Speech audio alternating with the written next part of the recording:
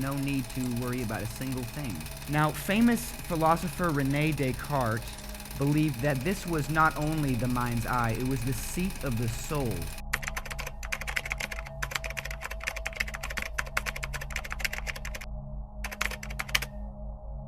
They say the world is as you see it. But what if the world you see is only a tiny sliver of what actually exists? What if, just beyond the edges of your normal vision, a larger, deeper reality has always been waiting for you? Not with new roads or buildings or faces, but with layers of energy that you can control. Today, you'll discover the secret method to unlock your third eye, and it starts with a simple truth.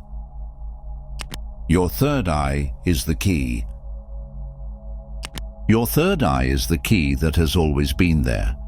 Sitting quietly between your brows, hidden like a seed in the soil, your third eye is waiting for the right moment to sprout. And once it does, once your third eye finally opens, the rules of reality begin to bend, then stretch, and then break altogether. You no longer just walk through life, you shape it. You no longer hope for change, you become the force that creates it. Right now, you might think your world is solid, fixed, predictable. You might believe that events happen to you, that you have to react to them, survive them, endure them. But that is the view from closed eyes, from the surface of the ocean. When your third eye unlocks, you no longer see the waves, you see the currents underneath. You see where energy is moving before it moves things. You feel possibilities before they take form. You recognize reality for what it truly is. Soft clay, not stone. The ancient sages knew this.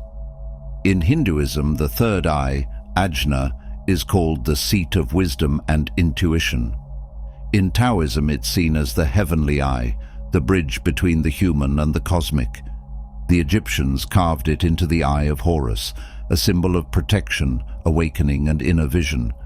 Even in Christianity, older mystics spoke of the single eye Jesus mentions in the book of Matthew. If therefore thine eye be single, thy whole body shall be full of light.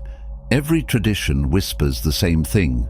There is a way to see beyond seeing, and when you can do that, when you see with the eye inside, you no longer live by reaction. You live by creation. But here's the secret almost no one talks about. The third eye doesn't just open on its own. It must be activated. And not just with meditation, not just with crystals, not just with chants or breathing or light diets. There is a gateway inside you, a method hidden not in the body, but in the space between your breaths, your thoughts, your very being. It's not about adding anything new to you. It's about remembering something ancient that you already are.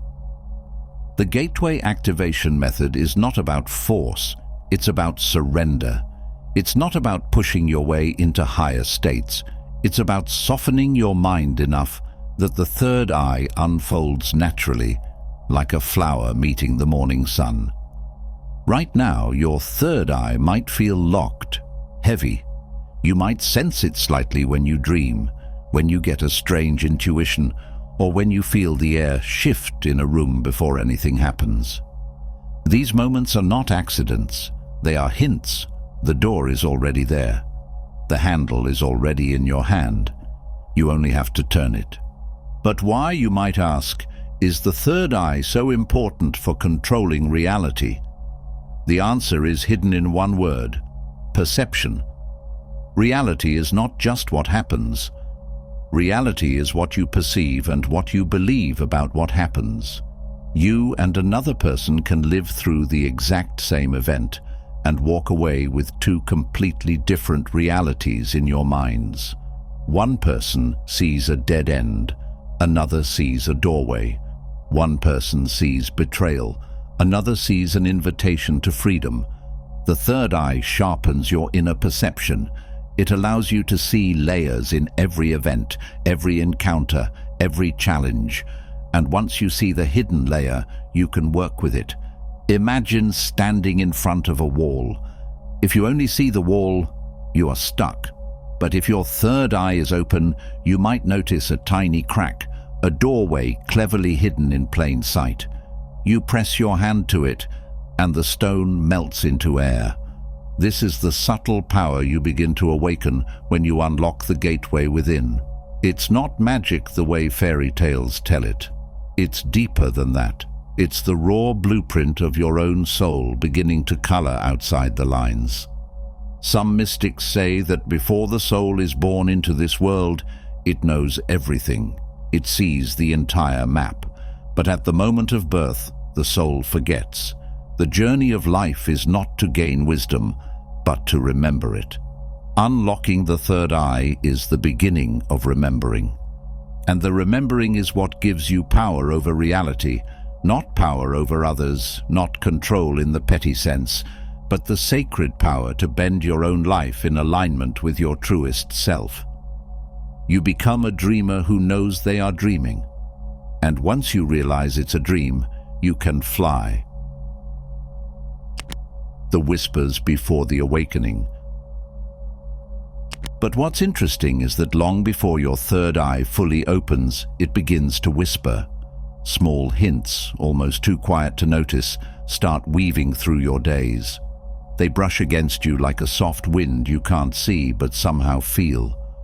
They come when you least expect it, while washing dishes, staring at the sunset, or lying awake at night wondering why you feel something calling you without knowing exactly what. The first signs are never loud. They are almost always fragile, like spider webs catching light. And yet, if you start paying attention, you realize something inside you is already waking up. One of the most common early signs is the feeling that reality is thinner than you thought. You might find yourself looking at the sky and feeling for just a second that you're standing on the edge of something much bigger, or you might catch yourself wondering why certain coincidences seem too perfect to explain away. A song comes on at the exact right moment. A stranger says exactly what you needed to hear. A problem solves itself when you stop trying so hard. These are not accidents. They are little ripples in the surface of reality, hints that there is something more beneath. Your third eye begins to stir when you start noticing these ripples, not just seeing them, but feeling them deep in your chest, as if your heart somehow knows what your mind can't yet explain. Another early sign is a sudden sensitivity to energy around you. Places you used to feel nothing about suddenly seem heavy or light. Some rooms seem to hum with warmth, while others feel empty, even when filled with people. You might find yourself getting tired after spending time around certain crowds, or feeling recharged simply by standing near a tree. Your senses start to shift. You're not just seeing or hearing anymore. You're sensing through your skin, through your breath, through the energy fields you didn't know you could touch. In ancient Taoist philosophy, they called this the return to original sensitivity. It's said that all beings are born with natural awareness, not just of the material but of the energetic world, but that modern life clouds it with noise. When your third eye stirs, you begin slipping back toward that original sensitivity, as if a fog is slowly lifting and you are feeling the true shape of the world again. Dreams also begin to change. You might have more vivid dreams, filled with symbols, places you've never been, or conversations that feel strangely important. Some dreams feel more real than waking life. Sometimes, right before waking up, you might hear a voice whispering advice or truths you didn't ask for but needed. These dreams are not just dreams. They are messages. They are the language your third eye uses before it can speak clearly to you in waking life. One obscure belief from the early Gnostic texts speaks of the secret tongue of light, a way of receiving knowledge not through words, but through experiences and visions. They believed that those touched by the secret tongue were being prepared to see the world as it truly is, a field of energy and spirit, not dead matter. Your dreams might be the beginning of your initiation into this secret language. Physical sensations can also begin. You might feel a soft pressure between your eyebrows during meditation, or even while doing nothing at all. Some describe it as a pulse, others as a warmth. It's like a hand is gently knocking on the door of your forehead, asking to be let in. You might also feel tingles across your scalp, especially when you have a strong intuition or emotional insight. These are energetic echoes of the third eye beginning to breathe for the first time in a long while. Perhaps most strangely, you might start noticing patterns everywhere. Numbers repeat themselves: 11, 11 on clocks, 3, 3, 3 on receipts, 4, 4, 4 on license plates. You think of someone and they call. You wonder about an idea and it shows up in the next book you open. The world begins to respond to your attention like a living mirror. This is not coincidence. This is the early dance of synchronicity, a sign that your inner world and the outer world are starting to braid together more tightly. Carl Jung, the great psychologist and mystic thinker, wrote about synchronicity extensively. He believed that meaningful coincidences are evidence that there is a deeper order to reality, one that the logical mind cannot understand, but that the deeper self, the soul, knows intimately. When your third eye is stirring, synchronicities multiply, as if the universe is nudging you to notice. You are part of the fabric. You are not separate from it. You can touch it. Emotionally, you might find yourself swinging between great peace and deep sensitivity. You cry more easily, but you also laugh more deeply. Beauty hits you harder. Sadness feels more sacred, not just painful. It can be confusing at first. You might wonder if you're getting too emotional. But it's not weakness. It's the walls between you and life beginning to soften. The third eye does not just open you to energies and visions. It opens you to life itself, in all its wild, unfiltered fullness. Above all, the deepest early sign is longing, a yearning that seems to have no clear object. You want something, but you can't name it. You feel called somewhere, but you don't know where. It's like hearing music just at the edge of your hearing, so beautiful it hurts a little. This longing is the third eye's song. It is your soul remembering that there is more, far more, than what you have been taught to see. You are not just opening a new sense. You are stepping into the deeper layers of existence, and you are closer than you think. Feeding the flame, how to nurture the awakening of your third eye. Once you start noticing the early signs, the ripples in reality, the vivid dreams, the whispers inside, you might feel a rush of excitement. You might want to do everything you can to make the third eye open faster, bigger, stronger. That excitement is beautiful. But just like a seed needs gentle care and time to grow into a mighty tree, your third eye needs to be nurtured with patience, not rushed with force. The first way to nurture the awakening is simple: silence. It sounds too easy, almost too simple, but silence is the soil where deep seeing grows. Our world today is loud, so many voices, screens, distractions. To hear the language of your third eye, you must give yourself moments when nothing pulls at you. Even just sitting for 5 minutes in complete stillness every day can begin to deepen the stirring inside you. In many Eastern traditions, silence is not seen as empty. It is seen as full. In Zen Buddhism, they call it beginner's mind, the space where everything is possible because the mind is not crowded with assumptions. When you sit in silence, you are not doing nothing. You are listening to the space between your thoughts, where the real messages come. Breathwork is another powerful way to nourish the third eye. The breath is a bridge between the body and spirit.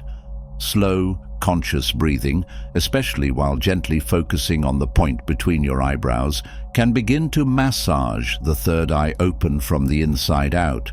You don't have to use complex breathing techniques. Just breathing slowly, deeply, and with awareness is enough. Some ancient yogic teachings talk about a special breath called prana, the life force that moves through all living things. When you breathe consciously, you are not just taking in air, you are drawing in energy. You are feeding your inner sight with the same power that moves the stars. Another way to nurture the awakening is through soft focus.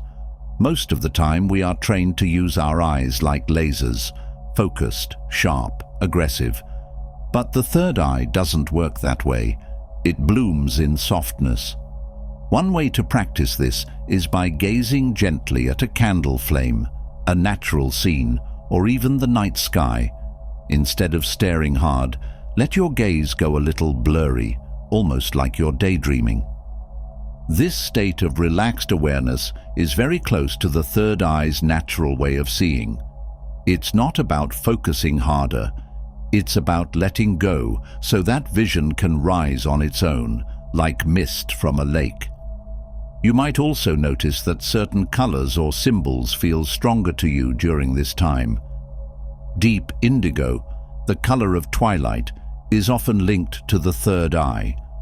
Some people find it helpful to meditate with crystals like amethyst or lapis lazuli, not because the stones are magic in themselves, but because they remind the mind and heart of the energy you are inviting in.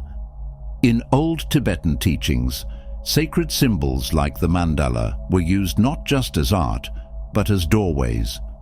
When you look at a symbol that speaks to you, you are aligning your inner world with an ancient map of energy. It's not about forcing belief, it's about finding the tools that help your soul remember its own power. Another key is to listen to your body. As your third eye stirs, your physical body will also begin to shift. You might feel more tired, more hungry, less interested in certain foods, or even more sensitive to noises and lights. Honor these changes. Your body is rearranging itself to carry more energy, more awareness. Rest when you need. Move gently. Drink more water. Choose foods that feel alive. Fresh fruits, vegetables, simple meals that nourish without weighing you down. One of the most beautiful practices you can bring into this stage is gratitude. Gratitude acts like sunlight for the growing flower of your third eye. Every time you notice a small moment of beauty, a sunset, a kind word, a flash of insight, pause and offer thanks. Gratitude tunes your vibration higher. It tells the universe you are paying attention. It invites more to come. In Hindu philosophy, there is the story of the divine lotus that blooms only in the presence of love and devotion. The third eye is like that lotus. It opens not from force, but from gentle, steady joy. Finally, trust is the most important ingredient. There will be days when you feel nothing happening, days when you doubt, days when the signs seem to disappear. This is natural. Growth is not a straight line. Seeds spend a long time hidden underground before they burst into bloom. During these quieter periods, remember, just because you cannot see the sun on a cloudy day does not mean it has disappeared. Your third eye is still stirring, still growing, even when you cannot feel it.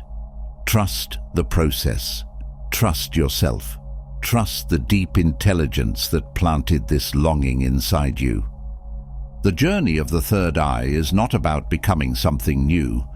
It's about returning. It's about waking up to what you have always been, a creator, a dreamer, a soul that dances between worlds. The shift has already begun. Now, it's time to step deeper. First light. Real experiences when your third eye awakens. At first, the signs are soft, a feeling, a dream that seems too real, a whisper of knowing. But as your third eye strengthens, the world itself begins to shift in ways that you can no longer ignore. The great philosopher Plato once spoke of this very thing in his famous parable of the cave. In it, prisoners are chained inside a dark cave all their lives. They see only the shadows of real objects, cast by a fire behind them. They believe the shadows are the real world because it's all they've ever known. But one day, a prisoner breaks free and steps outside into the sunlight. At first, the light hurts his eyes. The real world is overwhelming, but slowly he sees the truth, the colors, the textures, the life. He realizes the cave was only a small, dim version of reality. When your third eye awakens, you are like that prisoner stepping into the light. The shift can feel strange at first, even uncomfortable. But slowly, your eyes adjust. You begin to see what was always there, waiting. Another common experience is the rise of intuitive knowing. Without logical reason, you simply know things. You sense when a friend is about to call. You feel the truth behind someone's words, even if they smile while they lie. You pick up patterns, connections, invisible threads tying events together. This deep knowing isn't like thinking. It doesn't come from effort or analysis. It bubbles up naturally, like a spring rising from deep within the earth. The third eye doesn't ask you to figure things out. It simply shows you. Dreams also become a powerful arena for experience.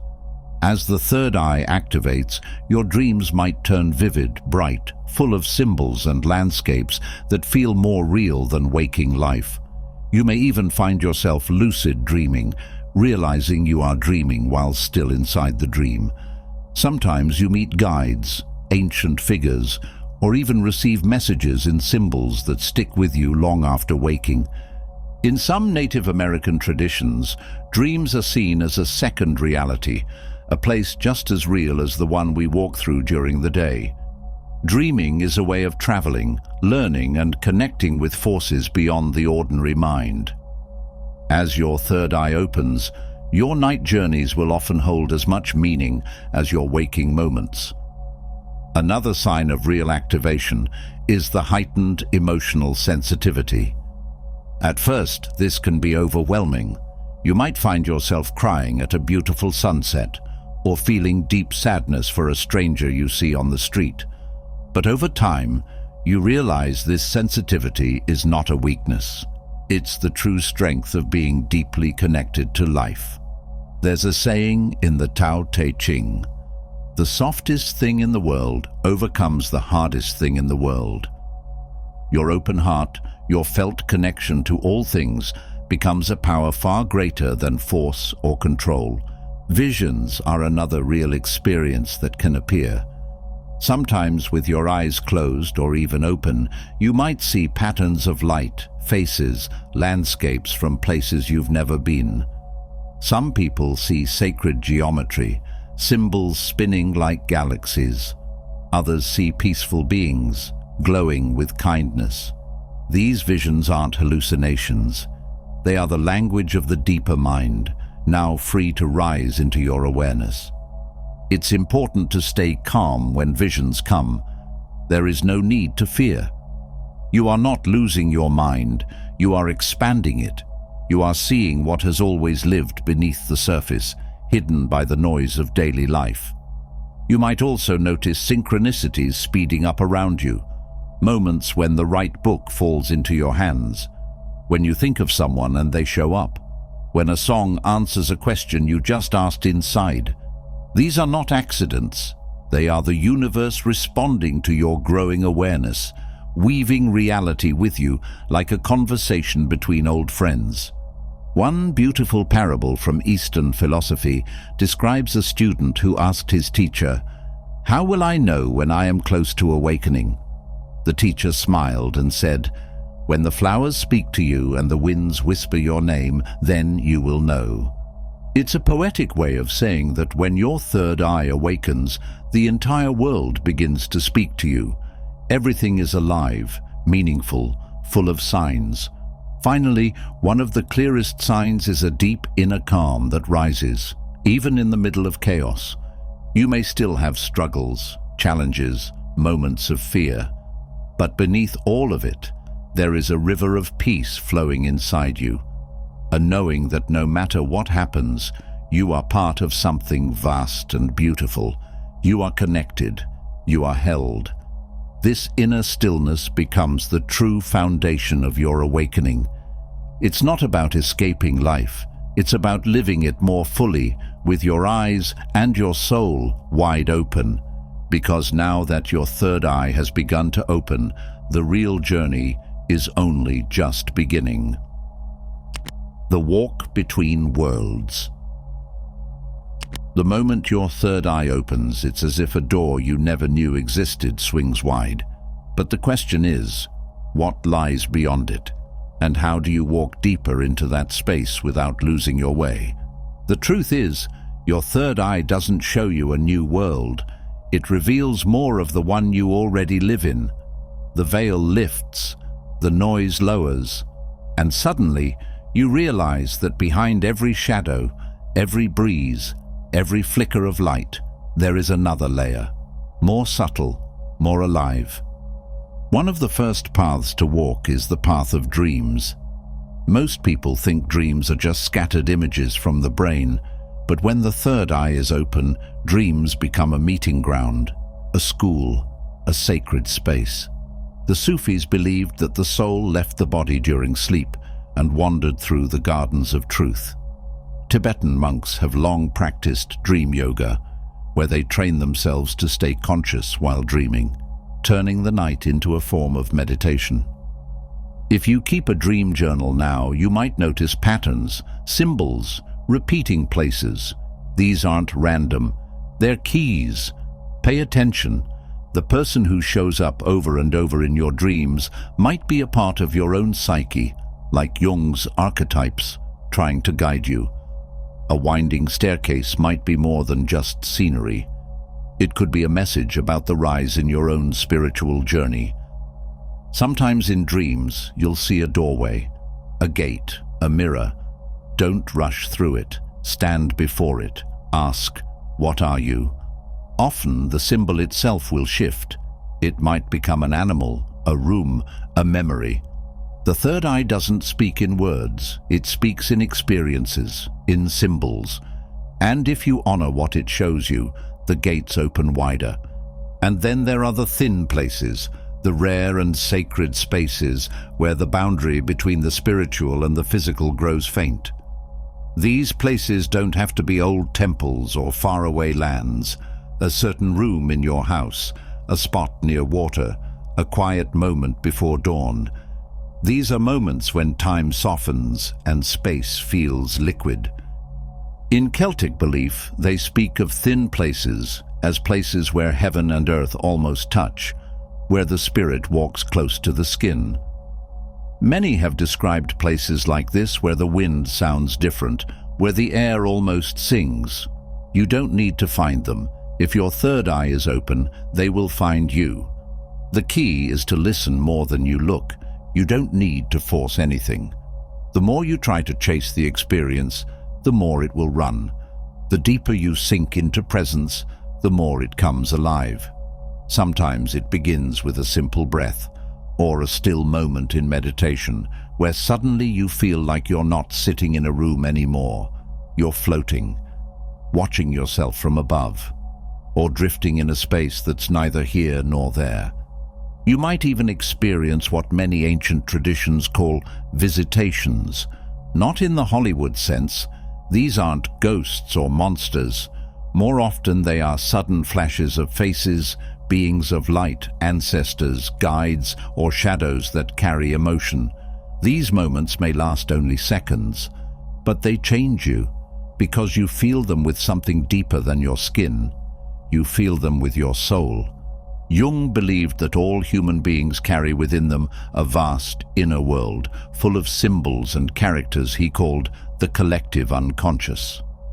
He said these archetypes can appear in visions and dreams when we're ready to meet them. The wise old man, the wild child, the shadow, the mother.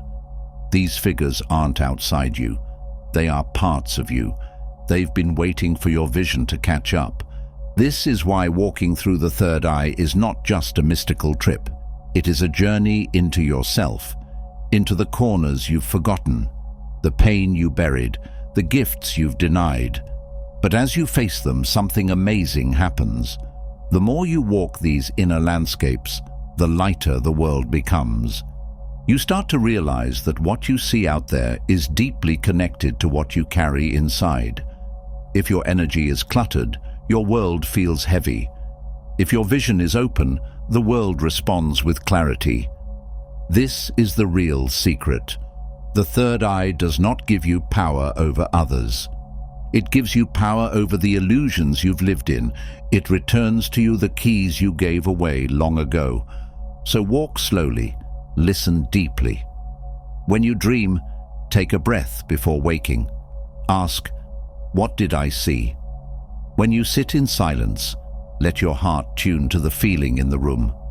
When you walk through the world, know that every tree, every breeze, every voice has a deeper layer speaking only to you. You are not separate from the mystery. You are part of it. The shadows that come with sight. So you've felt the shift. You've seen the light behind the veil, the spaces between spaces, and maybe you've even walked through a dream that felt more real than your waking life. But now something else begins, something harder, because when you start to see everything, you also start seeing what's been hiding. Many people think the third eye is all beauty and bliss, visions of glowing beings, sacred symbols, waves of peace. And yes, those come, but so do the shadows, the pain, the truths we spent years avoiding. Because the third eye doesn't show you only what you want to see, it shows you what you need to see. You might notice it first in your dreams. What used to be soft and strange becomes intense. Emotions rise. You're faced with versions of yourself, angry, scared, wounded. People from your past appear, not to comfort you, but to confront you. These dreams are not punishments. They are mirrors. Your soul is trying to clean house. There's an old African belief from the Dogon people of Mali that speaks to this. They say that sight is not a gift. It is a responsibility. That to see clearly, one must first be willing to go blind to the false world. The Dogon priests would prepare for years before they were allowed to see the sky speak, a way of describing vision beyond the physical. But the first thing they had to do was face their own darkness. And that's exactly what this part of the journey is about. The more your third eye opens, the more you begin to see through masks, yours and others. You may walk into a room and instantly know who is lying. You may hear someone's words and feel what they really mean. You may feel overwhelmed in crowded places, not because something's wrong with you, but because now you feel everything. This sensitivity can be beautiful, but it can also be exhausting. Many people who open their third eye too quickly or without grounding feel unsteady. They may have trouble sleeping. They may become too detached from daily life. They may get lost in signs and messages, forgetting to live in the present. Because when you're suddenly tapped into everything, it's easy to forget how to hold on to anything. That's why this phase must be taken slowly and with care. You are not here to escape the world. You are here to see it more fully, and that includes the painful parts. One of the most difficult challenges is the confrontation with the shadow. Carl Jung spoke of this often. He said that inside each of us lives a dark twin, made from the pieces we reject, deny, or hide. The third eye shines its light directly onto this shadow. And when it does, we must face the parts of ourselves we thought we left behind. You might feel guilt. You might remember things you'd rather forget. You might react to situations with strong emotions and not know why. That's because your inner world is stirring, and all the things you've buried are surfacing, not to hurt you, but to finally be healed. There's an old parable that speaks to this moment. A traveler enters a forest to find a sacred well, but every step forward, the trees get darker, the path gets harder. He wants to turn back, but he remembers the words of a wise elder. The well only appears to those who pass through the night with their eyes open. He pushes on, even through fear, and at the heart of the darkness he finds the well, glowing with light, not despite the shadow, but because of it. The third eye brings both light and shadow. That's its design. To truly see is to see the whole. This includes your beauty, your trauma, your light, and your rage. It's all part of you. The gift is in the seeing, not in changing, not in fixing, but in witnessing. During this phase, many people also report seeing things that make no sense, symbols that confuse them, figures they don't understand, or feelings of being watched, followed, or guided. These are signs that the gate is still opening, but it's important to stay grounded, to remember, not everything you see is meant to be acted on. Some things are just passing through. This is where ritual becomes important. In African spiritual traditions, ritual is not optional. It's essential. It creates a container for energy. It brings order to the chaos. Something as simple as lighting a candle, grounding your feet to the earth, saying a prayer, or washing your hands after a heavy dream can help you hold the energy you're walking through. You are not going crazy. You are going clear. The discomfort is temporary. The vision is forever. Another thing to remember, this journey is not meant to be done alone. Find people who understand. People who don't look at you like you're strange when you say you saw someone's pain without them telling you. People who also see the world shimmering behind the world. You are not alone in this. The third eye opens a path, but that path winds through hills, valleys, and sometimes caves. Don't run from the cave. Sit inside it. Listen to the silence. Breathe through the discomfort. In time, your eyes will adjust, and you'll see the light within it. The challenge of seeing deeper is that you can no longer pretend. But the gift is that you no longer have to. As you move through this stage, remember the words of the Dogon elders. The eyes that cry are the eyes that cleanse. If this journey brings tears, let them fall. If it brings fear, let it pass through you. What waits on the other side is peace, but not the fake kind. A peace born from having faced yourself fully. Living with the gate open, the art of integration. But the most important of the journey is not about seeing more, it's about being more, without losing yourself. Integration is the art of walking through the world with your third eye wide open, without floating away or burning out.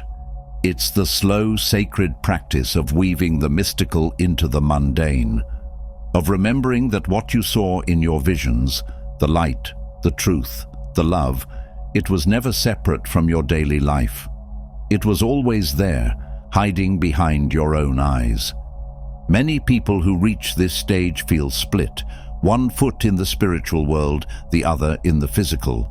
The pull to retreat, to meditate all day, to escape the noise, becomes strong. But true integration doesn't mean hiding. It means standing fully in both worlds. You don't need to live in a cave to be spiritual. You can hold presence while washing dishes. You can hear guidance while walking to work. There's a Zen teaching that says, before enlightenment, chop wood, carry water. After enlightenment, chop wood, carry water. What changes is not the task, it's you. You chop wood now with awareness. You carry water with gratitude. You live with a quiet thread of insight that runs through everything. This is not about being perfect. It's about being real. When the third eye first opens, many chase after more visions, more messages, more proof. But at some point, the true seeker stops chasing and starts listening. You learn that the voice of wisdom doesn't always come in booming signs. It often comes in the quiet, in the breath, in a child's laughter, in the space between two thoughts. You begin to notice patterns in your life, not just in people or events, but in your own reactions. You start making choices not from fear or habit, but from clarity. You speak less, but what you say carries weight. You walk into spaces and change their energy just by being present. These are not superpowers, these are signs of someone aligned. But integration isn't always smooth. There will be moments you feel disconnected, moments you doubt, moments the world feels heavy again. That's okay. Integration is not a straight line, it spirals. You revisit old wounds, but this time with eyes that see them differently. You meet challenges, but now you move through them with grace instead of resistance. One of the keys to integration is ritual, not the kind that requires candles or incense, though those can help, but the kind you do every day with intention. Making your bed can be a ritual. Drinking your tea slowly can be a ritual. Taking 5 conscious breaths before entering a room can be a ritual. It's not about what you do, but how you do it. Another key is expression. When the third eye opens, you receive so much insight, emotion, energy. If you don't release some of it, it can build up. Create something, write, paint, dance, sing, or simply speak. Expression is how the unseen becomes seen again. It's how you stay balanced. Also, stay connected. Isolation may feel safe, especially after a wave of deep awakening. But you're not meant to do this alone. Share your story. Let others know what you're going through. Let yourself be seen. Often you'll find others who've been waiting to share their truth too, but didn't know how. And finally, trust that it's okay to forget sometimes. Yes, you've seen the other world. Yes, you've touched the divine. But you are still human. You will still feel pain. You will still get tired. That doesn't mean you've lost your path. It means you're living it. There's a beautiful parable about a monk who reached full enlightenment. When asked what he did the next day, he smiled and said, "I helped a child with their homework. No thunder, no lightning, just presence, just love." That's what this part is about. Not floating away into visions, but bringing them back. Letting the peace you felt in meditation touch how you speak to your mother. Letting the wisdom you saw in a dream change how you respond to anger. Letting the connection you felt with the universe be the same connection you feel when you hold someone's hand. Integration is where the sacred and the simple become the same. So walk through the market and bless the fruit. Sit in traffic and bless the breath. Feel someone's pain, and remember, you felt your own too. And in that shared space, in that awareness, you become a mirror, a reminder, a walking gate. You are no longer just someone with an open third eye. You are someone who carries the vision into the world. And that changes everything. I hope you enjoyed the video. If you did, don't forget to subscribe to the channel. Thanks for watching.